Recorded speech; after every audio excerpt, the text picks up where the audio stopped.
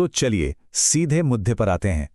आज हम गहरे भूवैज्ञानिक समय यानी डीप टाइम की एक बहुत ही कमाल की यात्रा पर निकलने वाले हैं। हमारा फोकस है बिहार की भूगर्भिक संरचना। करोड़ों सालों तक जमीन के नीचे जो भयंकर उथल-पुथल मची रही ना, उसी ने आज के इस भूगोल को आकार दिया है। और यकीन मानिए, ये सिर्फ कुछ बोरिंग पत्थरों की कहानी नहीं है, बल्कि ये उस मजबूत नींव की कहानी है जिस पर आज हमारी पूरी की पूरी कृषि और अर्थव्यवस्था टिकी हुई है। आज के इस एक्सप्लेनर में हम इस पूरे टॉपिक को कुछ आसान हिस्सों में बांटेंगे। सबसे पहले धारवाड़ की सबसे पुरानी चट्टानें, फिर विंध्यन का निर्माण और उसके खनिज, उसके बाद टर्शियरी काल में हिमालय का उठना और आखिर में क्वाटरनरी काल का विशाल गंगा का मैदान। और हाँ, इन सब के संसाधनों की अहमियत भी समझेंगे। तो चलिए अपने इमेजिनेशन वाली टाइम मशीन में बैठते हैं और इस महाकाव्य जैसी यात्रा की शुरुआत करते हैं। अगर हम इस पूरे भूवैज्ञानिक टाइमलाइन को समझें तो इसकी शुरुआत होती है बहुत ही पुराने प्री कैम्ब्रियन युग से, जब प्राचीन धारवाड़ और विंध्यन चट्टानें बनी थीं। फिर समय का पहिया घूमता है और हम पहुंचते हैं मायोसीन से प्लिस्टोसीन युग तक। यही वो वक्त था जब विशाल हिमालय ने आकार लेना शुरू किया। और फिर आता है हमारा आज का होलोसीन युग, जहां नवीनतम क्वाटरनरी चट्टानें और गंगा के मैदान बने। एकदम स्टेप बाय स्टेप प्रोसेस। अब इस पूरी जटिल सी लगने वाली टाइमलाइन को याद रखने का एक बहुत ही सिंपल सा ट्रिक है। सिर्फ एक नंबर याद रखिए, और वो है 4। इस पूरे क्षेत्र को बिल्कुल 4 अलग अलग तरह की चट्टानों में बांटा जा सकता है, जिससे पूरी कहानी एकदम लॉजिकल और साफ हो जाती है। तो चलिए सबसे पहले नंबर 1 की बात करते हैं, धारवाड़ चट्टानें, जो कि हमारी सबसे पुरानी आग्नेय नींव है। ये धारवाड़ सिस्टम ना प्री कैम्ब्रियन युग का है।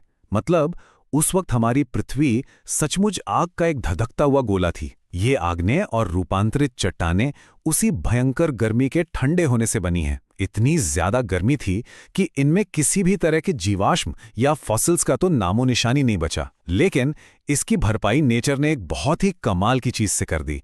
ये चट्टानें धात्विक खनिजों से बिल्कुल भरी पड़ी हैं।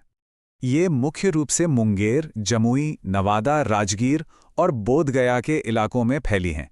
और खनिजों के मामले में समझ लीजिए ये एक खजाना है। अभ्रक, लोहा, कोबाल्ट, मैंगनीज और जस्ता जैसे एक से बढ़कर एक कीमती खनिज यहाँ मौजूद हैं। और जब मैं खजाना कहता हूं तो मेरा मतलब सचमुच खजाने से है। 222.88 मिलियन टन। जी हां, आपने सही सुना। जियोलॉजिकल सर्वे के मुताबिक अकेले जमुई जिले की इन धारवाड़ चट्टानों में इतने भारी मात्रा में सोने का भंडार छिपा हुआ है ना? बिल्कुल हैरान कर देने वाली बात। अब धारवाड़ से आगे बढ़ते हैं और अपने दूसरे मुख्य हिस्से पर आते हैं, विंध्यन संरचना, जो दक्षिण पश्चिम में फैली है। ये एक अवसादी यानी सेडिमेंट्री संरचना है और इसका हमारे इतिहास से बड़ा ही गहरा और दिलचस्प कनेक्शन है। आपने सारनाथ का स्तूप, दिल्ली का लाल किला, जामा मस्जिद या सासाराम का मकबरा देखा है? ये सारी की सारी शानदार ऐतिहासिक इमारतें इसी विंध्यन सिस्टम के लाल बलुआ पत्थरों से बनाई गई हैं। मतलब हमारा इतिहास इन पत्थरों में सचमुच दर्ज है। इसके अलावा एक और जबरदस्त फैक्ट है, 95% पूरे देश का 95% पाइराइट का भंडार अकेले रोहतास जिले में मिलता है। पाइराइट में गंधक होता है, जो सल्फ्यूरिक एसिड बनाने से लेकर रबर और कागज उद्योगों के लिए एक बहुत ही जरूरी चीज है। अब थोड़ा उत्तर पश्चिम की तरफ चलते हैं, टर्शियरी चट्टानों और हिमालय की तलहटी की ओर। अगर हम सबसे पुरानी धारवाड़ और इन टर्शियरी चट्टानों की तुलना करें तो फर्क एकदम साफ है। धारवाड़ प्राचीन है और पूरी तरह जीवाश्म रहित है, लेकिन इसके ठीक उलट ये टर्शियरी चट्टानें अवसादी हैं और इनमें जीवाश्म मौजूद हैं, क्योंकि करोड़ों साल पहले यहाँ टेपे सागल हुआ करता था। और इसी वजह से इन चट्टानों में खनिज तेल और पेट्रोलियम मिलने की बहुत भारी संभावनाएं छिपी हैं। हमारी इस टाइम ट्रैवल का सबसे नया पड़ाव है क्वाटरनरी संरचना, यानी आधुनिक गंगा का मैदान। लेकिन यहाँ दिमाग में एक बड़ा ही दिलचस्प सवाल आता है।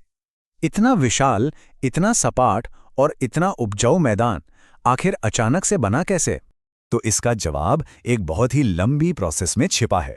दरअसल हिमालय और प्रायद्वीपीय पठार के बीच उस पुराने टेथिस सागर की एक बहुत गहरी खाई बच गई थी। फिर क्या हुआ?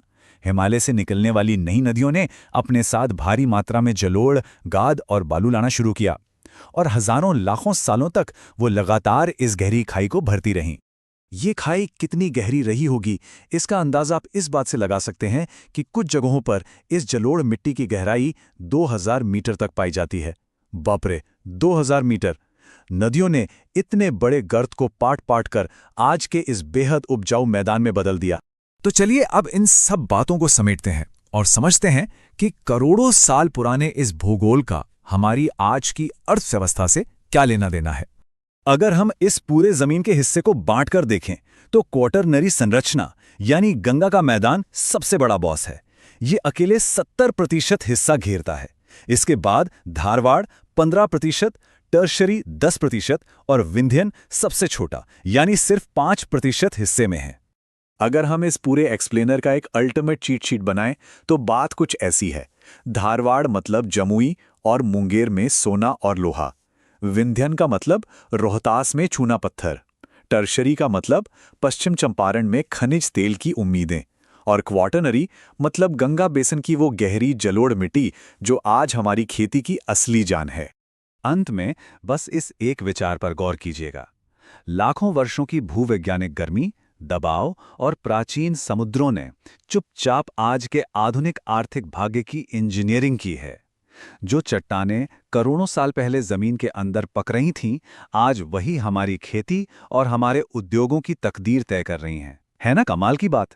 भूगोल सिर्फ नक्शे नहीं है, ये हमारी कामयाबी की असली नींव है। इस एक्सप्लेनर में हमारे साथ जुड़ने के लिए बहुत बहुत शुक्रिया। हमारे चैनल को लाइक और सब्सक्राइब करें।